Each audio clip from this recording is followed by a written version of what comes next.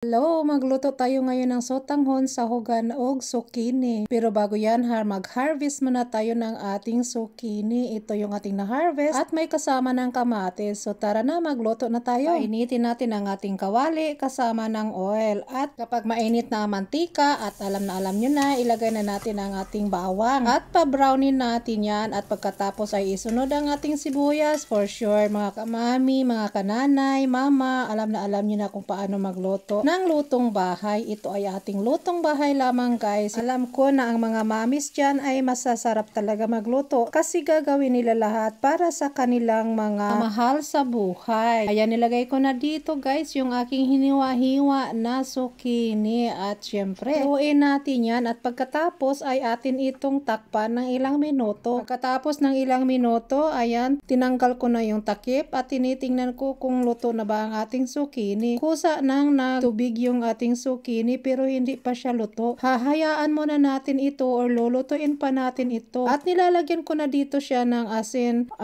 Atin na ito siyang timplahan. May paminta, mayroon akong paprika powder na nilagay at pagkatapos ay hinalo-halo ay tika muna, parang may nakalimutan ako. Yung ating soy sauce, syempre hindi yan makakalimutan. So ilagay na natin habang di pa late. Kayo na mga mamis ang bahala kung ano pang idagdag nyong pang timpla dyan. Yung ako naman ay ito lang ang ginamit ko para pang timpla. Simpleng-simple lamang at tinakpan ko ito ulit. Nabayaan ko na muna siya na kumulo hanggang sa medyo maluto na ang ating zucchini. Ayan, kinuha ko na ulit ang kanyang takip. Pagkatapos makuha ang takip ay hinalo ko ito ng hinalo para naman pantay ang pagkaluto ng ating zucchini. Pagkatapos ko siyang mahalo ay maglagay ako ng tubig ng 1 litro na mayroong sahog or halo na pang timpla. Kumbaga ito ay yung cubes na gamit natin dyan sa Pilipinas. Haluin natin ang haluin at pagkatapos niyan ay ating tikman. At kung ito ay kulang sa inyong panlasa ay dagdagan nyo na lang ito ng asin or kung ano pa man ang gusto nyong ipang timpla. Kakaiba kasi tayo ng panlasa kaya sundin nyo na lang kung anong panlasa ang gusto nyo. Ayan, tapos ko na siyang mahalo at kumulo na nga ito. Ito na, ilalagay ko na ang ating sotanghon. At syempre atin itong pagkahalo-haloin para naman yung ating sotanghon ay mag-absorb na siya ng tubig at maluto siya. Pag ito ay kulang naman ng tubig, ay dagdagan nyo, guys, kasi alam naman natin na ang sotanghon ay malakas sa tubig. Hinalo ko lang siya ng hinalo. Magpapasalamat nga pala ako sa inyong lahat, sa inyong walang sawang suporta sa mga video ko. Paki-follow na lang, guys, at paki-comment at paki-share na din. Maraming salamat sa inyong lahat. Luto na ang ating sotanghon. Ayan na, may rice na siya. Mas masarap kasing kumain pag mayroong rice na kasama. Puro naman din gustong-gusto nyo din kumain na mayroong rice kasi favorite ko talaga ang pagluto ng ganito na sotanghon na mayroong rice kasi medyo masabaw-sabaw. O ano pang hinihintay nyo? Sabayan nyo na akong kumain, mga guys. Tara na. Thank you so much once again. At ingat po tayo lagi. Bye-bye!